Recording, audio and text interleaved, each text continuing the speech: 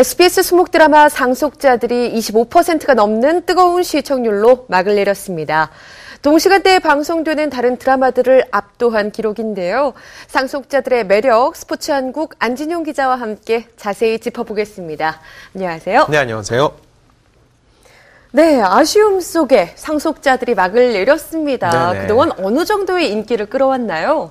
사실 상속자들이 시작부터 강세를 보인 건 아니었습니다. 네. 이미 선점하고 있었던 KBS 비밀이 1위를 지키고 있었기 때문에 2위로 출발했는데요.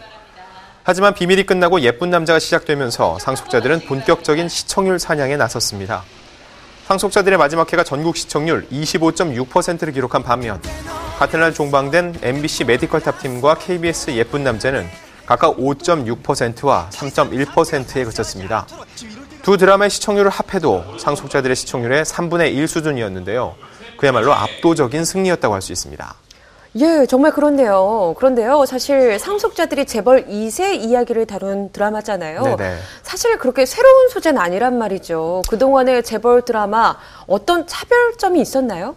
재벌 2세다 게다가 고등학생 얘기이기 때문에 꽃보다 남자와 유사하다는 지적도 물론 있었는데요. 네. 게다가 재벌가 자녀들을 소재로 써서 한국판 가십거리라는 평을 받기도 했습니다. 하지만 시크릿 가든, 신사의 품격 등을 집필했던 트렌디물의 대가인 김은숙 작가는 특유의 톡톡 튀는 대사와 다양한 캐릭터로 자기 복제라는 함정에서 벗어났는데요. 주연급 배우들만 67명이 출연했음에도 각 캐릭터들이 유기적으로 맞물리며 제 몫을 다해 다양한 재미를 안겼습니다. 예, 물론 스토리 굉장히 중요하죠. 그런데 이걸 표현해내는 배우들의 호연이 굉장히 중요하잖아요. 사실 20대 배우들이 대부분 주연을 맡았기 때문에 방송 전에는 우려의 목소리도 있었습니다. 네. 10대, 20대 팬들에게는 어필할 수 있지만 전 연령층을 아우르기는 힘들 거라는 의견도 있었는데요. 하지만 상속자들의 출연 배우들은 나이는 그야말로 숫자에 불과하다는 것을 보여줬습니다. 이민호와 박신혜, 김우빈, 강민혁, 그리고 크리스탈, 김지원, 박형식으로 이어지는 상속자들의 배우들의 평균 나이는 불과 23.4세였습니다. 네. 27인 이민호가 최연장자였고요. 올해 갓 20세가 된 크리스탈이 막내였는데요. 하지만 연기력과 연륜은 결코 비례하지 않았습니다.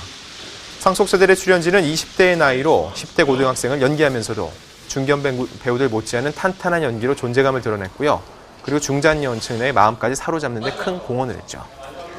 예, 드라마가 이렇게 잘 성공하고 시청률도 높으려면요. 역시 남녀 주인공들의 케미가 중요하지 않을까 싶은데요. 이민호, 박신혜 씨 아주 좋았죠. 사실 사랑을 빼놓고는 드라마를 논할 수 없을 텐데요. 네. 박신혜, 이민호 두 사람의 사랑이 상속자들의 성공을 이끌어낼 때도 과언이 아닙니다.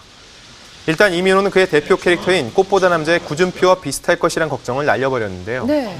사실 구준표와 상속자들의 김탄이 가진 공통분모는 재벌 2세라는 것뿐이었습니다. 김탄은 대중의 관심을 한몸에 받는 재벌 2세였지만 서자라는 이유로 18년 동안 신분을 숨긴 채 살았습니다.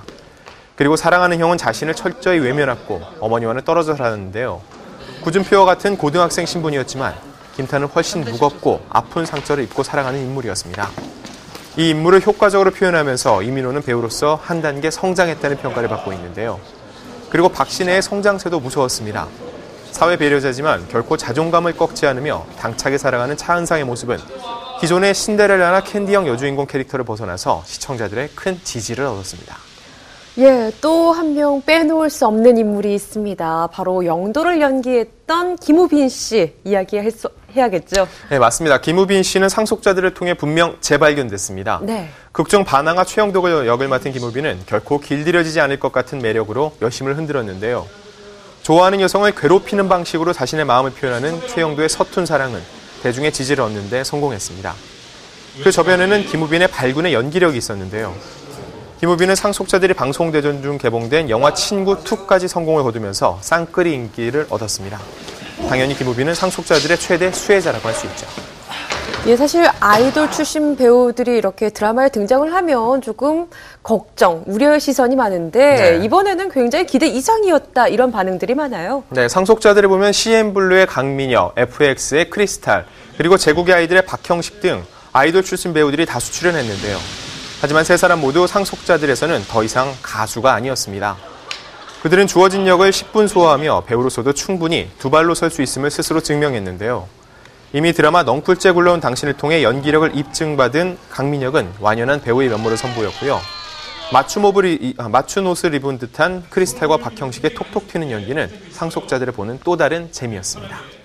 예, 이렇게 드라마를 깊게 들여다보기 전에는요, 사실 하이틴 로맨스 이런 느낌이 굉장히 강했단 말이죠. 그런데 이렇게 상속자들이 전 연령층의 사랑을 고루 받을 수 있었던 이유, 어떤 게 있을까요? 분명히 방송이 시작되기 전까지는 애들이 보는 드라마라는 편견이 강했습니다. 네. 하지만 주인공들의 신분이 고등학생이었을 뿐 사실 상속자들은 다양한 사회 문제를 담고 있는데요. 그 속에는 있는 자와 없는 자로 구분되는 빈부격차, 재벌과의 치열한 권력 다툼, 그리고 세대를 초월한 밀도 높은 사랑 이야기가 담겼습니다. 재벌 2세는 단순한 소재였을 뿐 그들을 둘러싼 다양한 이야기를 한데 아우르면서 시청자들의 큰 사랑을 받을 수 있었죠. 네, 이렇게 수많은 스타를 탄생시킨 이 상속자들, 앞으로 이 드라마에 출연했던 배우들의 행보는 어떻게 될까요?